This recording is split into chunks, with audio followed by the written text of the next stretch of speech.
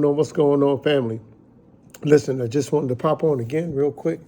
Of course, reading my word. I'm off today, which I'm grateful because I work a lot.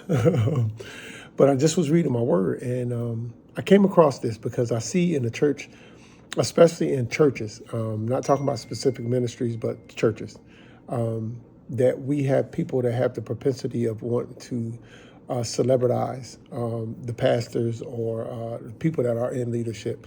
We got to be ever so careful that we are within what Christ wanted us to do. So in Luke 14, this is the NLT version. Christ talks about in Luke 14, in the first verse, he's been invited to eat dinner at a Pharisee's house. It's one of the leaders. He is actually the leader of the Pharisees, so he's a leader of the leader. Funny thing about it was, at this house, there was a man that was sick that needed to be healed. And even though he was close to the leadership of the religious leaders, Jesus was the one that healed him, and he asked him a question, and the question that he asked, the Pharisees say, hey, man, is it, he knew that these are supposed to be religious leaders of the law, so they should know and answer this question. And the question that Jesus asks is in the third verses. He says, you're experts in religious law. He said, is it permitted in the law to heal people on the Sabbath day or not? And then they didn't answer anything. So Jesus made the comment and said, well, he said in the fifth verse, he said, which of you doesn't work on the Sabbath? If your son or your cow falls into a pit, don't you rush to go and get the pit out? And again, none of them said anything. But what I wanted to touch on was this, because we run to those folks that can't heal us, but the healing comes from Christ. And he healed them. So Christ loved talking in parables. And the reason why he talked in parables was because these parables, if you didn't know if you knew the truth, you should understand the parables. And it made it palatable, and it made it easier for us to understand. So he says this in the seventh verse. This is how it plays out. When Jesus noticed that all who had came to the dinner were trying to sit at the seats of honor near the head of the table, he gave them this advice. I want you to hear this. When you are invited to a wedding feast, don't sit at the seat of honor. What if someone who is more distinguished than you has also been invited? Question. The host will come and say, give this person your seat. Then you will be embarrassed, and you will have to take whatever seat is left at the foot of the table. Instead, take the lowest place at the foot of the table. Then when your host sees you, he will come and say, friend, we have a better place for you.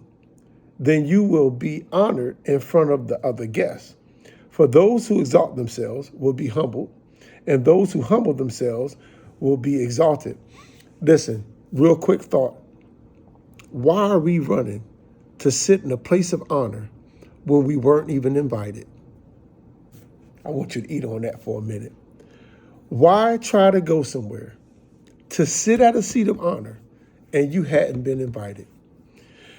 We are jockeying for positions in churches and people's lives, bosses, jobs. We're jockeying for these positions. And you haven't even been invited to the table. My mom used to always say this to me, and I'm going to tell you, I love you, Rose Moss, my mother. Mwah. She said, son, don't ever go nowhere uninvited, because that means that you don't belong there. So I tell you, man, stop trying to go places that you haven't been invited to, because you are out of pocket. You're out of place. In that scenario, Jesus is talking about a whole bunch of things that I could actually dig into. One of the things that I see that he's talking about in specific is there was a whole bunch of people at this dinner that had either been invited or not been invited. Most of them probably hadn't been invited, but they knew there was going to be a gathering, there was going to be some food, and some people was going to be there. And the prestigious folks of the time was going to be there. I got to get a spot. Have you ever noticed after churches or after services that everybody want to run straight up front and they hadn't been invited? And they get offended if the pastor says, well, I got to go, or I'm in the middle of doing something. Don't get offended. Stop forcing yourself into places that you haven't been invited to. Allow it to come to you. Hey, come on up here, because that's the place of honor. Listen, that's just a little something from KWU. You'll see one of our sweaters I got on, the Yahweh sweater. But listen, guys, look, stop going places that you haven't been invited to. Allow yourself to be invited to the places that you need to go. Some places are not for you to go, and it's okay. Don't get so easily offended when you don't get the response that you think you're supposed to get because you're in a place that you're not supposed to be. Okay, listen, love you guys. Talk to you later. Pray that this did something for you. Let's have dialogue. Let's grow kingdom. KWU, we out. Love you.